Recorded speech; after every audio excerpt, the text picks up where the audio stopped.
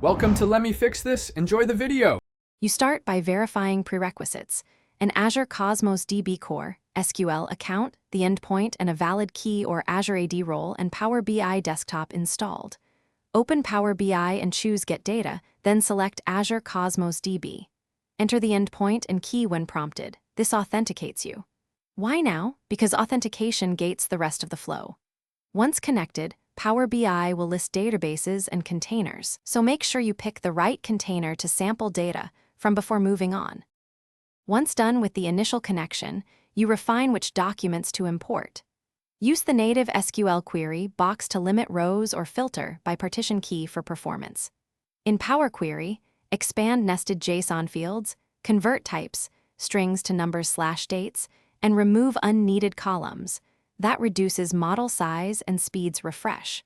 Make sure transformations occur early to allow query folding back to Cosmos where possible. This reduces data movement and cost, and prepares a clean, efficient dataset for modeling in Power BI. You finish by modeling and publishing. Create relationships, measures, and a star schema to improve performance, then publish to Power BI service.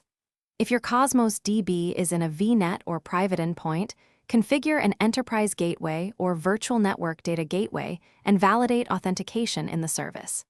If refresh fails, check RU/S throttling, partition key usage, and whether your key or AAD token expired.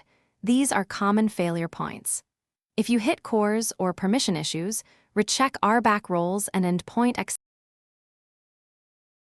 Thanks for watching. If you found this helpful, don't forget to like and subscribe.